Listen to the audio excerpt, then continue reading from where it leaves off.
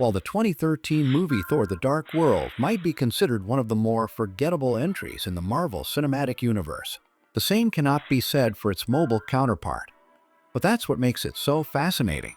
This game was published by the now legendary mobile giant, Gameloft. Interestingly, if you check the official Gameloft support lists from the archives, you will find that this game was surprisingly picky.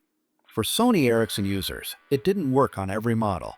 You needed specific builds for phones like the W995, the K800i, or the Xperia Play. If you had a mid-range phone like the K550i, you were likely out of luck, stuck staring at an icon of an open cardboard box instead of an install prompt. The game follows the plot of the movie loosely. You play as Thor, wielding Mjolnir, battling through the realms of Svartalfheim and Greenwich, London. The gameplay is classic Java action. You have an attack button, a jump button, and a special attack. But here is the cool part. Gameloft actually put effort into the mechanics. You can charge up Thor's hammer to unleash lightning strikes that hit multiple enemies on screen. You aren't just punching dark elves, you are hurling Mjolnir across the screen, watching it boomerang back to your hand, taking out 2 or 3 enemies in a single throw. The game also features boss battles. You will fight the monstrous curse, and finally face Malekith in a fight that is actually surprisingly difficult for a mobile game from 2013.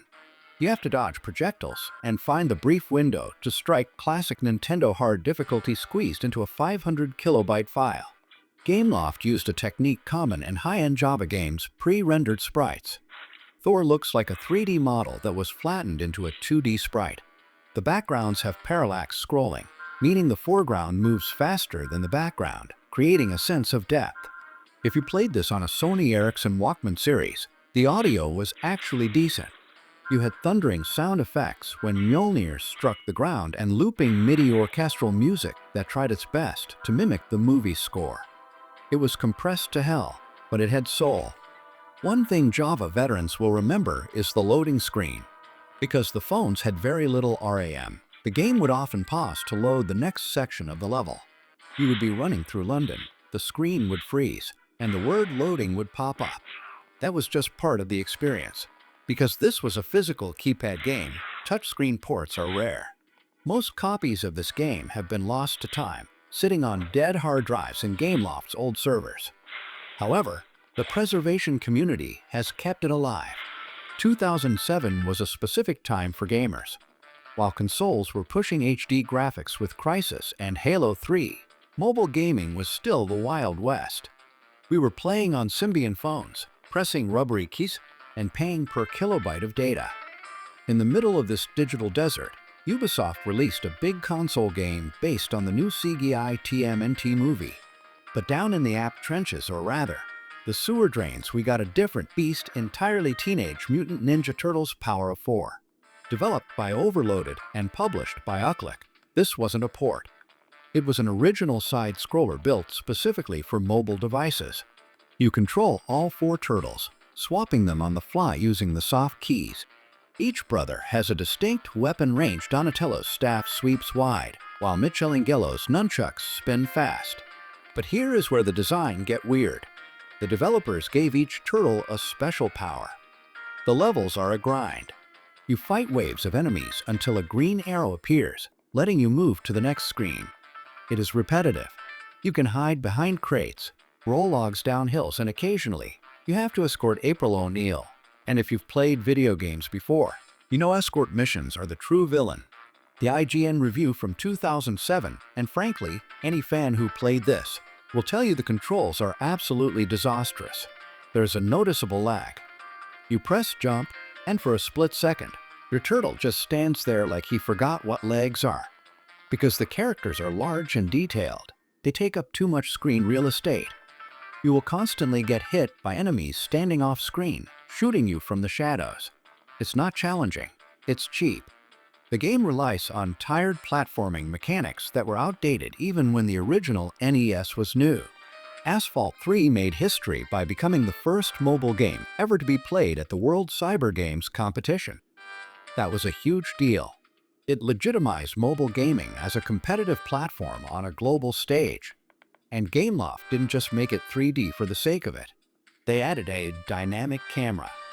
If you drove recklessly enough to attract a TV helicopter, the camera would actually pull out to a cinematic aerial view, showing off the action from above.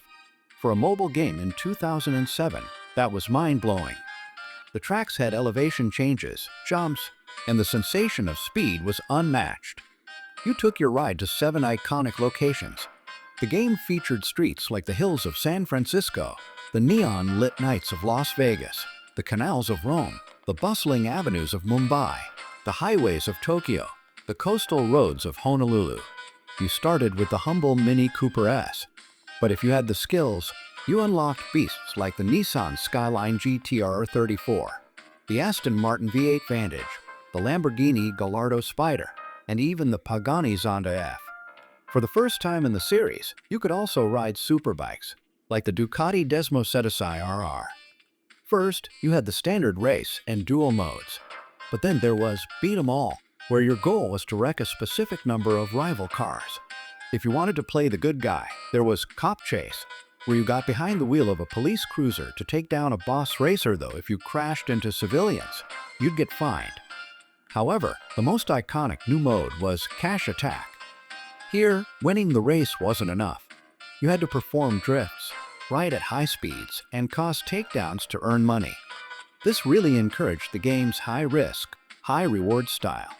Another unique feature that you don't see much anymore was the Girlfriends or NPC system. As you progressed, you unlocked characters like Sandra the Mechanic, who boosted your car's performance, or Julia, who increased your TV coverage to earn you more money. It added a weird, quirky layer of strategy to the career mode. And of course, you could take your winnings to the garage. With 16 different tune-up items from engines and tires to shock absorbers, you could tweak your ride to balance top speed, acceleration, and handling. While the game was huge on Java and Windows Mobile, it found a second life on the Nokia N-Gage 2.0 platform in 2008 and finally landed on Android in 2009. For many people in the late 2000s, Asphalt 3 was the first real game they installed on their shiny new touchscreen phone. It bridged the gap between the keypad era and the modern smartphone era. Asphalt 3 wasn't just a good game for a phone. It was a genuinely good arcade racer, period. It was faster than Ridge Racer and more aggressive than Burnout, all running on a device that was primarily meant for texting. It set the template for the entire Asphalt franchise that followed real cars, real locations, police chases, and insane arcade physics. If you played this game on a Motorola Razr or a Nokia N95, you know exactly why it's considered a classic.